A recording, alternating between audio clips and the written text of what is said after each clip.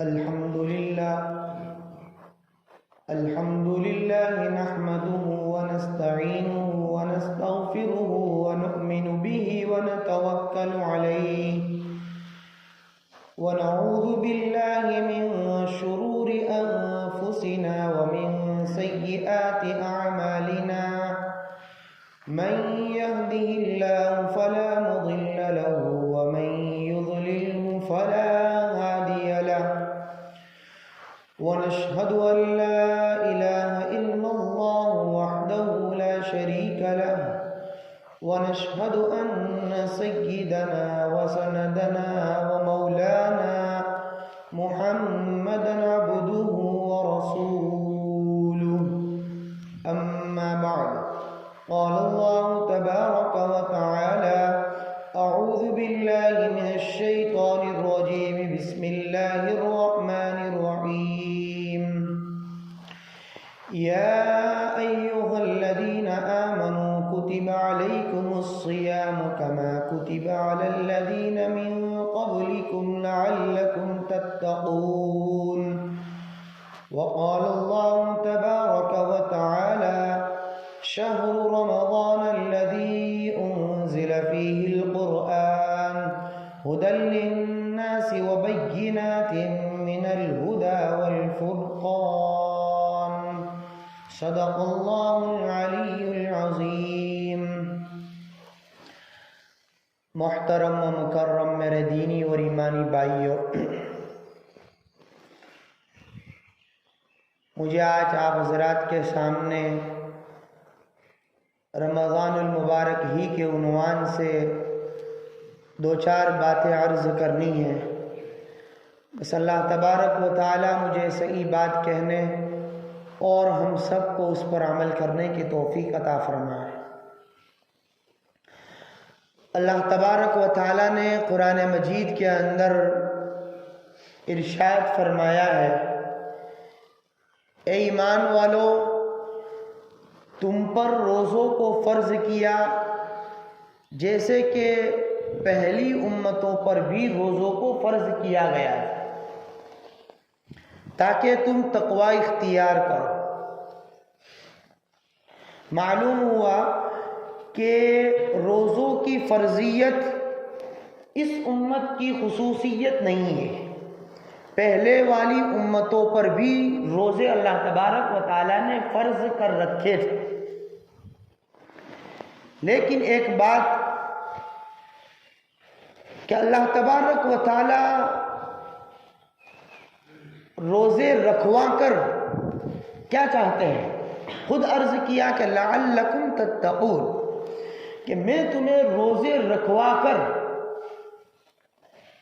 متقی بنانا چاہتا ہوں، تقوی والا بنانا چاہتا ہوں، تمہارے اندر ڈر آ جائے، تمہارے اندر پرہیزگاری آ جائے۔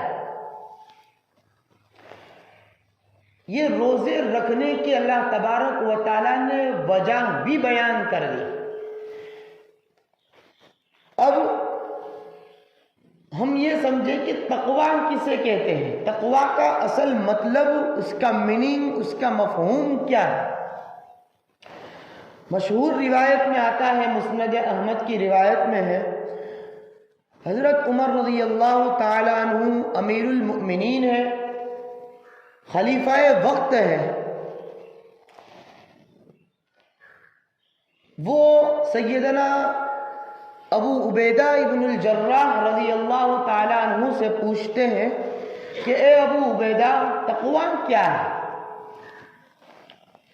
یہاں ایک غور کرنے کی بات ہے، سمجھنے کی بات ہے کہ ایک امیر المؤمنین ہے، خلیفۃ المسلمین ہے، خلیفہ ثانی ہے، عمر بن الخطاب ہے، اس اتنا بڑا ہونے کے باوجود بھی اپنی رعایا کے ایک شخص سے پوچھتا ہے اس چیز کے متعلق جس کو وہ جانتے نہیں ہیں، تقوی کا اصل مطلب، تقوی کی اصل حقیقت، تقوی کا اصل مفہوم نہیں جانتے ہیں یا کم جانتے ہیں۔ اتنے بڑے عہدے کے ہونے کے باوجود بھی وہ تقوی کے متعلق ایک صحابی سے سوال کرتے ہیں کہ تقوی کا مفہوم کیا ہے، تقوی کی اصل حقیقت کیا ہے۔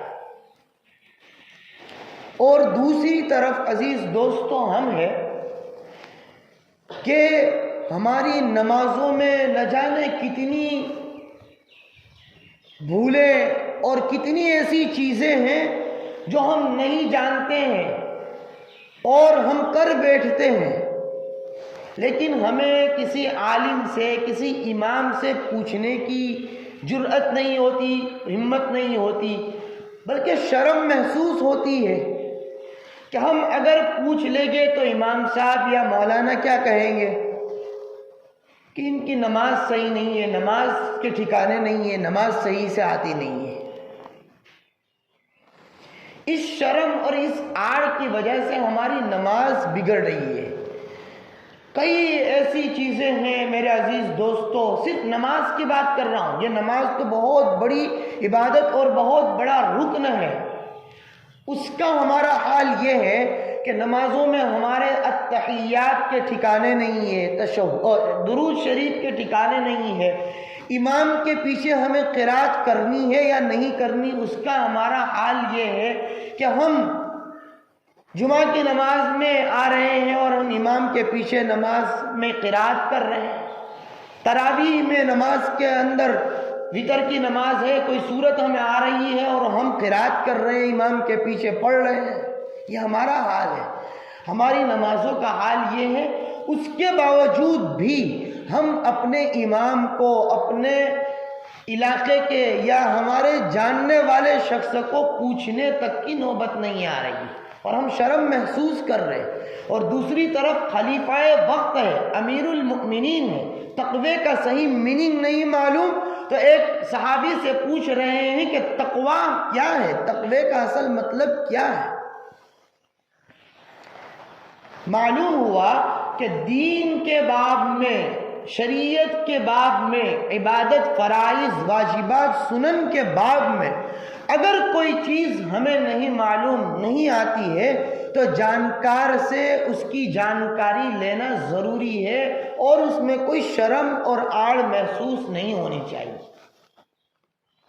خیر، حضرت ابو عبیدہ ابن الجراح رضی اللہ تعالی عنہ نے امیر المؤمنین سے تقوی کا مطلب بیان کیا اور کہا کہ حضرت آپ کا ایسے راستے سے گزر ہوا ہے جس کے دونوں طرف باڑ ہو کانٹوں کی اور راستہ بھی تنگ ہو۔ حضرت امیر المؤمنین نے کہا کہ کئی مرتبہ ہمارا ایسے راستوں سے گزر ہوا ہے۔ تو حضرت ابو عبیدہ ابن الجراح رضی اللہ تعالیٰ عنہ نے کہا تو پھر آپ ویسے راستے سے جس کی دونوں طرف کانٹوں کی باڑ بھی ہو اور راستہ تنگ ہو تو وہاں سے کیسے آپ گزرتے ہیں؟ آپ کے گزرنے کا، وہاں سے نکلنے کا کیا طریقہ ہے؟ حضرت امیر المؤمنین سیدنا عمر بن الخطاب رضی اللہ تعالیٰ عنہ نے جواب دیا کہ پہلے تو ہم اپنے کپڑوں کو سمیٹ لیتے ہیں، اس لیے کہ کہیں اس کا کونا، اس کا کنارہ کانٹوں کے اندر پھنس نہ جائے جس کی وجہ سے کپڑا پھٹ نہ جائے۔ ہم سمیٹ لیتے ہیں کپڑوں کو، پھر آرام آرام سے سمیٹ کر دونوں طرف نگاہ کو رکھتے ہوئے راستے سے گزرتے ہیں۔ فوراً ابو عبیدہ ابن الجراح رضی اللہ تعالیٰ عنہ نے کہا یہی تو تقوی ہے۔ پھر بھی نہیں سمجھے تو کہا کہ نہیں سمجھا، کیا مطلب؟ تقوی اس کو کہتے ہیں، کیا مطلب؟ حضرت ابو عبیدہ ابن الجراح رضی اللہ تعالیٰ عنہ نے کہا کہ امیر المؤمنین، دنیا کے اندر آپ کے دونوں طرف خواہشات کی باڑیں لگی ہوئی ہے، دنیا کے اندر آپ کی دونوں طرف گناہوں کے سمندر ہے، دنیا کے اندر آپ کے ہر طرف غیبتیں ہیں، جھوٹ ہے، مکر و فریب ہے، دھوکہ ہے، بد نظریہ ہے، بد ظنیاں ہے، بدگمانیاں ہیں۔ ان سے بچ کر اپنے ایمان کو بچا کر سمیٹ کر لے جانے کا نام تقوی ہے۔ یہ اصل تقوی کا مطلب ہے جو حضرت ابو عبیدہ ابن الجراح رضی اللہ تعالیٰ عنہ نے ہمیں بتلایا کہ تقوی کا اصل مطلب کیا ہے۔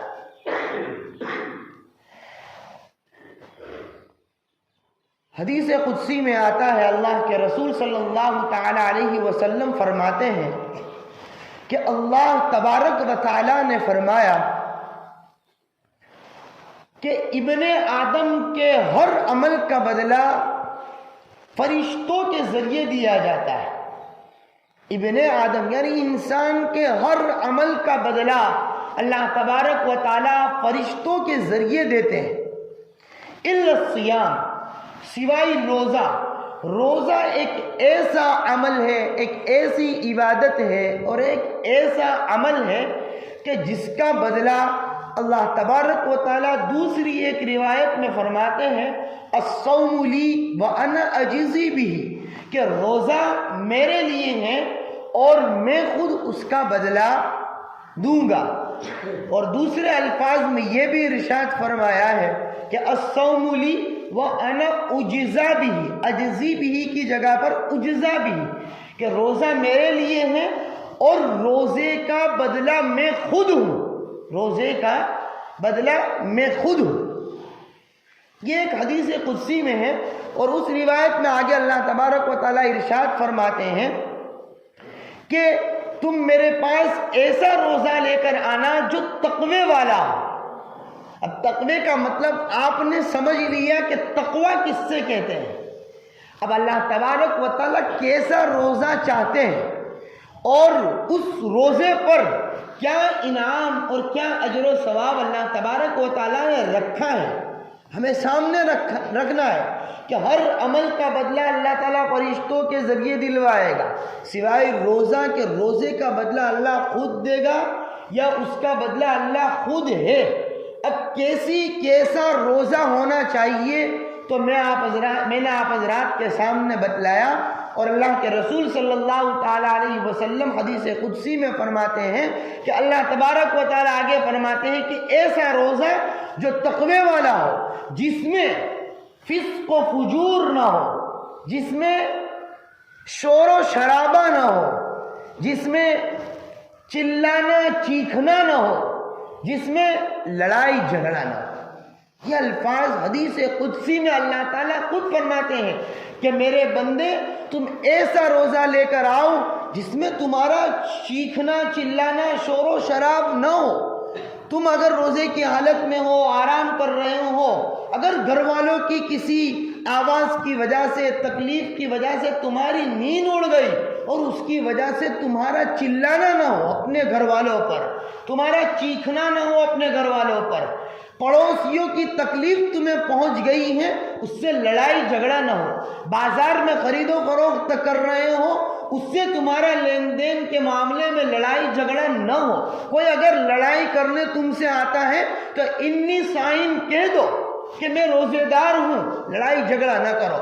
اگر ایسا روزہ لے کر آؤ گے جس کے اندر یہ ساری چیزیں ہوگی تو اللہ تبارک و تعالیٰ فرماتے ہیں کہ میں خود اس کا بدلہ تمہیں دوں گا یا میں خود اس کا بدلہ۔ یہ روزے کی اصل حقیقت ہے۔ صرف بھوکے پیاسے رہ جانا اور بیوی سے دور رہنے کا نام روزہ نہیں ہے۔ صرف بھوکے پیاسے صبح سے لے کر شام تک رہ جانا اور کھانے پینے کو بند رکھنا اور دوسری طرف موبائل کے اندر اپنا ٹائم پاس کرنا، یا پھر چوراہے پر بیٹھ کر، گھر سے باہر بیٹھ کر اپنے دوستوں کے ساتھ گپے بازی کرنا، غیبتیں کرنا، بھوکے پیاسے رہ کر لڑائی جھگڑے بھی کرنا اور بھوکے پیاسے رہ کر اپنے گھر والوں کو ڈانٹنا ڈپٹنا، اس کا نام روزہ نہیں ہے۔ روزہ نام یہ ہے کہ تقوی والا روزہ ہو، روزہ نام ہے فسق و فجور نہ ہو، لڑائی جھگڑا نہ ہو، شور و شراب نہ ہو۔ ایسا روزہ لے کر اللہ تبارک و تعالیٰ چاہتے ہیں کہ ایسا روزہ لے کر تم آؤ، میں تمہیں تقوی والا بنا دوں گا، میں تمہیں متقی بنا دوں گا، میں تمہیں پرہیزگار بنا دوں گا، اور اس کا بدلہ کل قیامت کے دن میں تمہیں اپنے ہاتھوں سے دوں گا۔ اللہ تبارک و تعالیٰ ایسا روزہ ہمیں رکھنے کی توفیق عطا فرمائے۔ میرے عزیز دوستوں، کئی رمضان ہماری عمر کے ہمارے حساب سے کئی رمضان چلے گئے۔ پچھلے رمضان میں جو ہمارے ساتھ تھے، اس رمضان میں ہمارے ساتھ نہیں ہے۔ اب آنے والے دن، آنے والے ایام میرے عزیز دوستو قیامت سے قریب ہمیں لیتے چلے جا رہے ہیں۔ اب بھی اگر ہم نے اپنی زندگیوں کو بدلا نہیں، اب بھی ہم نے اپنے آپ کو بدلا نہیں، تو پھر کب بدلو گے؟ کب ہمارا نمبر آ جائے گا؟ کب ہماری روح پرواز کر جائے گی؟ اس کا ہمیں ذرہ برابر بھی اندازہ نہیں۔ اس لیے ابھی رمضان کا مہینہ شروع ہوا ہے، 4 ہی روزے ہوئے، ابھی ہمارے پاس کئی روزے ہیں، کئی ایام ہیں، کئی وقت ہیں، کئی گھڑیاں ہیں۔ میرے عزیز دوستو، اپنے روزوں اور اپنے ان مبارک دنوں کو حاصل اور وصول کرنے کے لیے، ان مبارک دنوں کے اندر اللہ تبارک و تعالیٰ کے بننے کے لیے، ان مبارک دنوں کے اندر متقی بننے کے لیے اور صحیح معنی میں روزے رکھنے کے لیے ابھی بھی بہت سارا وقت ہے۔ پھر 2 جمعہ کے بعد ہم ہی آپ حضرات کے سامنے کہیں گے کہ اب ہمارے پاس وقت نہیں ہے، چند گھڑیاں باقی ہے، مبارک دین کے اس کے اندر جو کچھ بھی ہو سکے نیکیاں کر لیں۔ 2 جمعہ کے بعد ہم ہی آپ حضرات کے سامنے یہ بات بیان کریں گے۔ اس سے پہلے کہ ابھی بھی ہمارے پاس بہت سارا وقت ہے، اپنے آپ کو بدلے، اپنی زندگیوں کو صحیح نہج پر لائے اور اپنے آپ کو اسی رمضان سے یہ کوشش کرے کہ یہ میرا رمضان دوسرے رمضان سے الگ ہونا چاہیے۔ میرا رمضان جو دوسرا سارا رمضان گزرا، اس سے میرا یہ رمضان عبادت والا ہونا چاہیے، نیکیوں والا ہونا چاہیے، صحیح معنی میں روزے رکھنے والا ہونا چاہیے۔ ایک بات تو رمضان کے روزے کے عنوان سے تھی، اللہ تبارک و تعالیٰ صحیح معنی کے اندر روزے رکھنے کی توفیق عطا فرمائے۔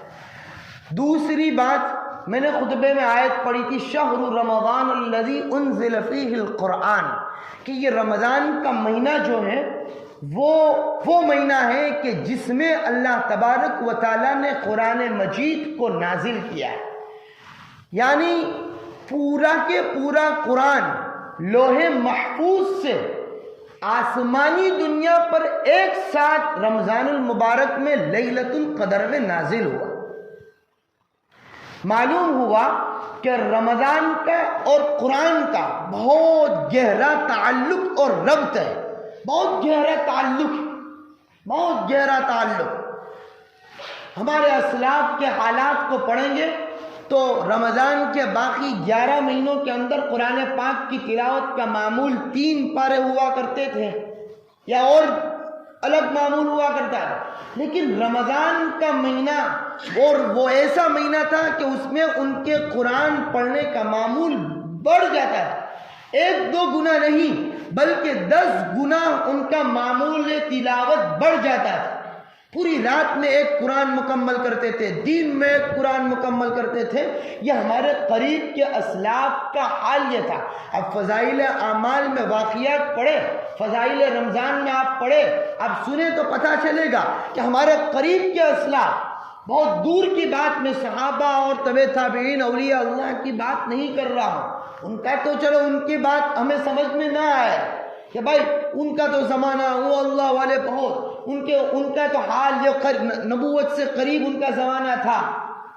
اگر یہ ہمارے پاس اشکالات باقی رہے، لیکن ایسے پر فتن ماحول میں بھی، قریب زمانے میں بھی، شیخ زکریا نور اللہ مرقدہ کے زمانے میں بھی ایسے ہمارے بزرگان دین تھے جو راتوں کو نفل نماز کے اندر پورا قرآن پڑھتے تھے، پورا قرآن پڑھتے تھے، اور دن میں بھی وہ جتنا جسم کو ضرورت تھی اتنا آرام کرنے کے بعد وہ قرآن کی تلاوت میں اپنے آپ کو لگا لیتے تھے۔ یہ ہمارا اسلاف کا حال تھا، ان کا معمول تھا، اور وہ جانتے تھے کہ رمضان اور قرآن ان دونوں کا کیا تعلق ہے، ان دونوں میں کیا ربط ہے۔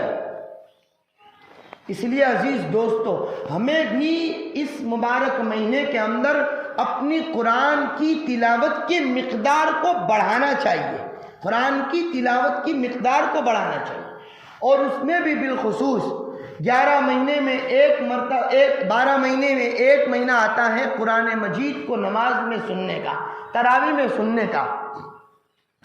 ایک بات یہ عرض کر دوں کہ تراویح میں جو قرآن حفاظ کرام سناتے ہیں، پڑھتے ہیں، وہ کیسا پڑھے؟ وہ سارا کا سارا دار و مدار مصلیان کرام کے اوپر، ہم عوام کے ہاتھ میں ہے کہ حفاظ کیسا قرآن پڑھے، وہ جلدی جلدی قرآن پڑھے یا اطمینان والا قرآن پڑھے، یہ مصلیوں کے ہاتھ میں ہے، نہ کہ حفاظ کے ہاتھ میں۔ اگر مصلیان کرام، عوام یہ کہے گی کہ ہمیں 40 منٹ والا قرآن چاہیے، 40 منٹ میں ہمارا قرآن پورا کر دے، تو حفاظ وہ بھی کریں گے۔ اگر عوام یہ کہے گی کہ 1 گھنٹے والا ہمیں قرآن سننا ہے، تو حفاظ وہ بھی سنائیں گے۔ لیکن افسوس یہ ہے کہ آج مصلیان کرام، آج ہم عوام کا حال یہ ہے کہ فلاں مسجد سے 5 منٹ پہلے ہماری تراویح ہو جائے، فلاں مسجد سے 10 منٹ پہلے ہماری تراویح ہو جائے، ویسا ہم حافظ صاحب کے کانوں کے اندر یہ بات ڈال دیتے ہیں۔ اب میرے عزیز دوستو، ثواب ملنے کے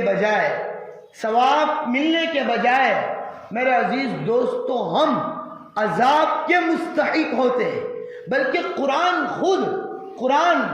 جو ہے، وہ خود ہمارے اوپر لعنت کرتا ہے، اور وہ خود اللہ تبارک و تعالیٰ سے شکایت کرتا ہے کہ ان لوگوں نے مجھ پر ظلم کیا، مجھ پر زیادتی کی، اس طرح قرآن پڑھ کے کہ خود بھی نہیں سمجھے اور دوسروں کو بھی نہیں سمجھا سکے۔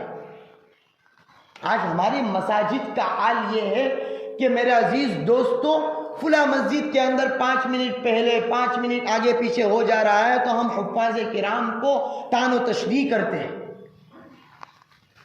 اس لیے حفاظ کرام کا بھی اکرام اور احترام ہونا چاہیے، ان کا بھی اعزاز ہونا چاہیے، ان کو بھی ہم شکریہ ادا کریں اور ان کو بھی دعائیں دیں، اور ان کو بھی تراویح کے بعد یہ الفاظ کہیں کہ الحمدللہ بہت سکون کے ساتھ آپ نے پڑھا، بہت مزہ آیا۔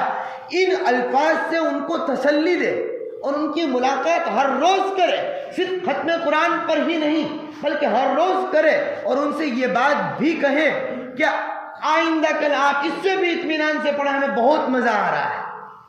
پھر آپ دیکھیے کہ قرآن وہ کس طرح پڑھتے ہیں اور ہمیں سننے میں کیا لطف اور مزہ آ رہا ہے۔ تیسری بات مجھے آپ حضرات کے سامنے یہ کرنی ہے کہ اللہ کے رسول صلی اللہ تعالی علیہ وسلم ویسے تو سخی ہی تھے، لیکن رمضان المبارک کے مہینے میں آپ کی سخاوت بڑھ جاتی تھی۔ آپ کی سخاوت کا عالم یہ تھا کہ راوی حدیث کہتے ہیں کہ آپ کی سخاوت ایک ہوا کی مانند ہوا کرتی تھی۔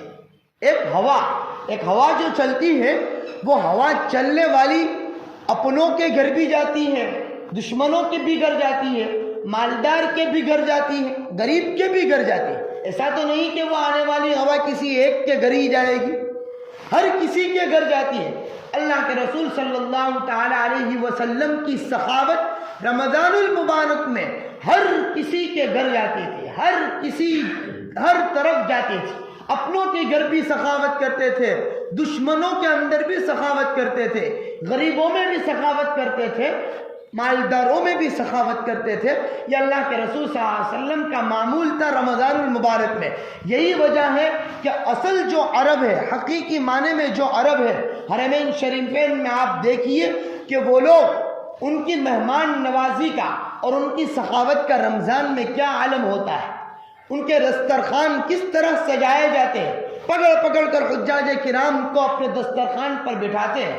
اور حضرت مولانا شیخ حنیف صاحب لوہاروی دامت برکاتہم اپنا ایک واقعہ سناتے ہیں کہ کچھ سال پہلے میں حرم مکی کے اندر تھا، تراویح کے بعد جب نکلا تو ایک بزرگ قسم کا عرب، حقیقی معنی میں عرب تھا، وہ بیٹھا ہوا تھا اور اس کے پاس 2-3 سیکیورٹی گارڈ تھے اور وہ 2-4 تھیلے لیے ہوئے تھا۔ میں دیکھ رہا تھا کہ وہاں سے گزرنے والے ہر شخص کو وہ ریال دے رہا تھا۔ اس وقت کی بات کر رہے کہ اس وقت وہ 10 ریال دے رہے تھے، تقریباً ہمارے حساب سے 200 سے 250 روپیے ہوئے۔ ہر گزرنے والے سے، اور کب سے دیتے ہوگے؟ یہ ان عرب لوگوں کی سخاوت کا عالم اور ان کا حال یہ تھا۔ معلوم ہوتا ہے کہ رمضان المبارک میں سخاوت کرنے سے اللہ تبارک و تعالیٰ کتنا خوش ہوتے ہیں، اور اللہ کے رسول صلی اللہ تعالی علیہ وسلم کی اتنی بڑی سنت ہم سے ادا ہو رہی ہے۔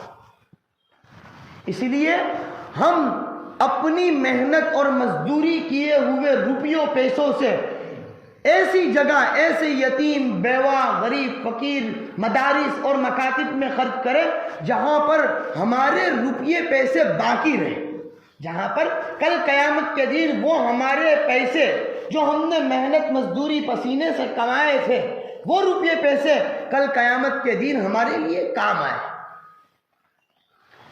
اور ایک آخری بات عرض کر دوں کہ یہ رمضان کا مبارک مہینہ چل رہا ہے، تو مدارس اور مکاتب کے حساب سے علماء کرام یعنی سفراء حضرات، سفیر حضرات اکثر ہمارے علاقوں کے اندر نظر آتے ہیں۔ اللہ کے واسطے ان کو طعن و تشنی اور ان کو برا بھلا کہنا، یا ان کے بارے میں ہمارے دل و دماغ میں برا بھلا سمجھنا، ہرگز ایسا نہ کرنا، ہرگز ایسا نہ کرنا۔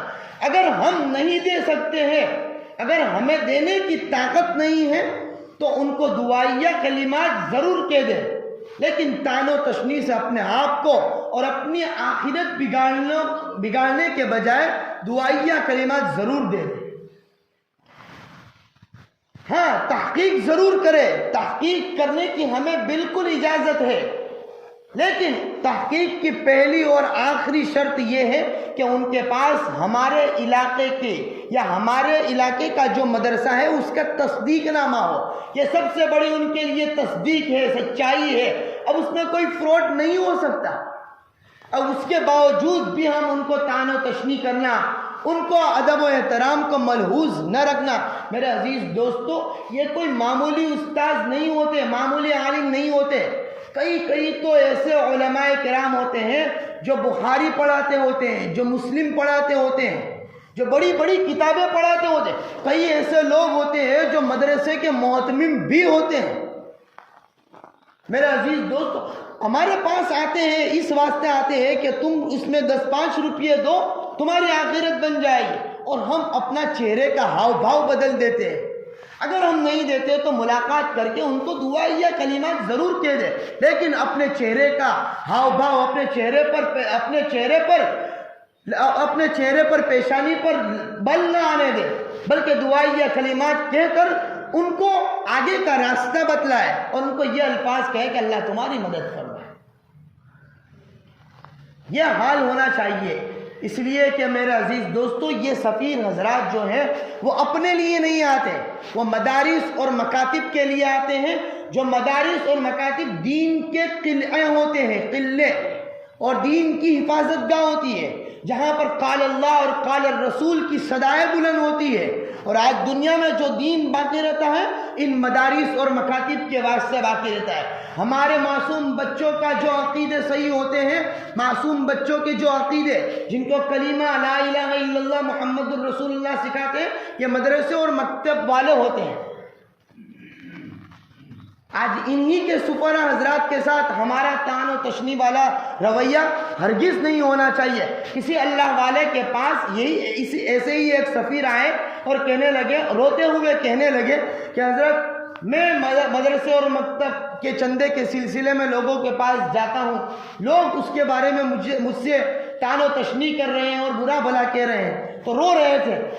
اس بزرگ نے کہا کہ بیٹا تم روئیے نہیں، اس لیے کہ یہ تمہیں برا بھلا نہیں کہہ رہے، تم کیوں رو رہے ہو؟ یہ تمہیں برا بھلا نہیں کہہ رہے، یہ اللہ تبارک و تعالیٰ کو برا بھلا کہہ رہے، یہ اللہ تبارک و تعالیٰ کو طعن و تشنی کہہ رہے۔ اس لیے خدا را اپنے آپ کو سفراء حضرات کے ساتھ اچھا رویہ اختیار کرنے اور اچھا سلوک برتنے کو خیر و برکت سمجھے۔ اللہ تبارک و تعالیٰ کئی سنی باتوں پر عمل کرنے کی توفیق عطا فرمائے۔ وَأَقُولُ قَوْلِي هَذَا وَاسْتَغْفِرُ اللَّهَ لِي وَلَكُمْ۔